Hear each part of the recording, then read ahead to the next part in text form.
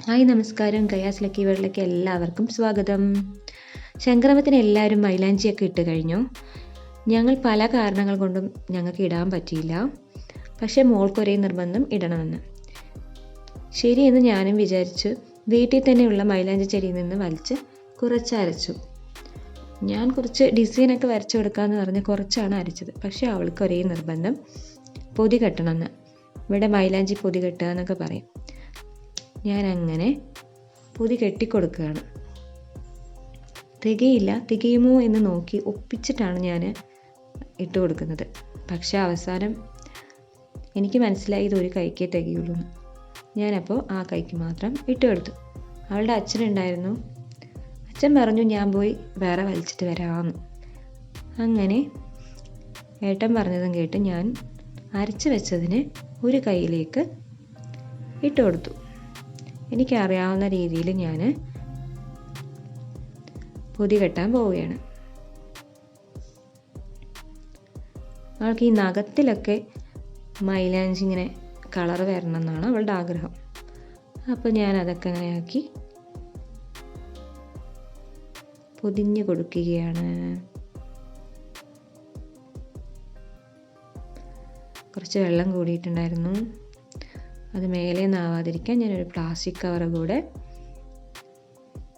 കെട്ടിക്കൊടുക്കുന്നുണ്ട്.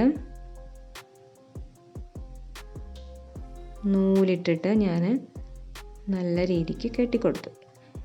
നിങ്ങൾ ഈ വീഡിയോ മുഴുവൻ കാണണേ. ഇതിലൊരു ട്വിസ്റ്റ് ഉണ്ട്. ഞാനിപ്പോൾ കഷ്ടപ്പെട്ടിട്ട് ഇങ്ങനെ കെട്ടിയൊക്കെ കൊടുക്കുന്നുണ്ടല്ലോ. അവസാനം അത് അവരെന്ത് ചെയ്യുമെന്ന് നോക്കിക്കോളൂ. അങ്ങനെ എൻ്റെ പണി കഴിഞ്ഞു. അച്ഛൻ അങ്ങനെ മൈലാഞ്ചി വലിച്ചു തരാമെന്ന് പറഞ്ഞ് അച്ഛൻ പോയി. അപ്പം ഞങ്ങൾ ഒരു കൈ വെച്ച് ഷൂട്ട് ചെയ്തുകൊണ്ടിരിക്കുകയാണ്. വീണ്ടും മൈലാഞ്ചി വരച്ചു. അച്ഛൻ പറഞ്ഞു ഞാൻ ഇട്ട് കൊടുക്കാം. അച്ഛൻ്റെ രാജകുമാരിയാണല്ലോ, കയ്യിലാവാതെ എങ്ങനെ മൈലാഞ്ചി ഇടാം എന്നതാണ് നിങ്ങളിവിടെ കാണുന്നത്. ഐസ്ക്രീമിൻ്റെ സ്പൂണൊക്കെ വെച്ച് ഇട്ട് കൊടുക്കുകയാണ്. അങ്ങനെ ഇട്ട് കൊടുത്തു കേട്ടോ. എന്തൊക്കെ പറഞ്ഞാലും എന്നെക്കാളും നന്നായിട്ട് ഏട്ടൻ കെട്ടിക്കൊടുത്തിട്ടുണ്ട്. അത് സമ്മതിച്ചു കൊടുക്കണം. ഇതൊക്കെ എവിടെ നിന്ന് പഠിച്ചോന്നറിയില്ല.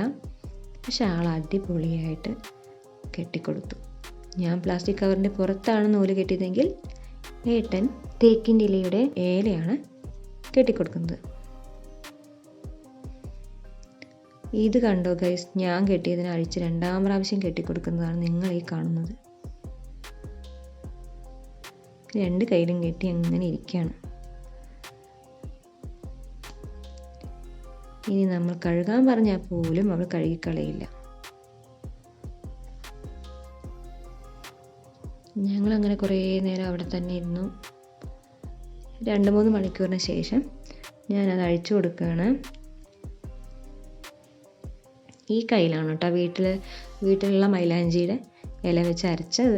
ഈ കയ്യിൽ, വലത്തെ കയ്യിലാണ് ഞാൻ വെച്ച് കൊടുത്തത്. ഞാനിതിൽ കുറച്ച് മഞ്ഞൾപ്പൊടി ആഡ് ചെയ്തിട്ടുണ്ട്. അതെന്തിനാണെന്നൊന്നും എനിക്കറിയില്ല. എനിക്ക് ആഡ് ചെയ്യാൻ തോന്നി, ഞാൻ ആഡ് ചെയ്തു. ഇത് പുറത്തുള്ള മൈലാഞ്ചി ഇലയുടെയാണ്. ഇത് കുഞ്ഞ് ഇലയാണ്. നോക്കൂ നിങ്ങൾ 2 കൈയുടെയും വ്യത്യാസം. വലത്തെ കൈ നന്നായി ചുവന്നിട്ടുണ്ടല്ലേ. മൈലാഞ്ചിയുടെ ഗുണമാണോ ഞാൻ ആഡ് ചെയ്ത മഞ്ഞൾപ്പൊടിയുടെ ഗുണമാണോ എന്ന് എനിക്കറിയില്ല. നന്നായി ചുവന്നിട്ടുണ്ട്.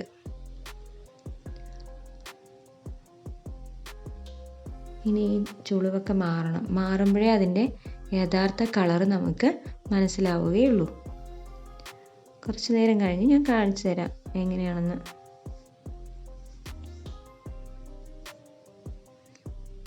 കണ്ടോ, കുറച്ച് നേരം കഴിഞ്ഞപ്പോൾ അതിങ്ങനെയായി. വലത്തെ കൈ കുറച്ച് നന്നായി ചുവന്നിട്ടുണ്ട്. ഇടത്തെ കൈ കുറച്ച് ചുവപ്പ് കുറവാണ്.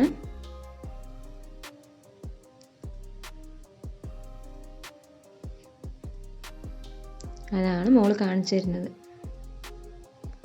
ഇത് രാവിലെയാണ് കേട്ടോ. ഏകദേശം 2 ഒരേ കളറായിട്ടുണ്ട്. പക്ഷേ വലത്തെ കൈയിൽ കുറച്ചുകൂടെ ഡാർക്ക് കളറായിട്ട് നിൽക്കുന്നുണ്ട്. മോളിന് ഇതെല്ലാം ഫ്രണ്ട്സിനൊക്കെ കൊണ്ട് കാണിക്കും. എല്ലാവരും ലൈക്ക് ചെയ്തിട്ടില്ലെങ്കിൽ ലൈക്ക് ചെയ്യൂ, കമൻറ്റ് ചെയ്യൂ, സബ്സ്ക്രൈബ് ചെയ്യൂ.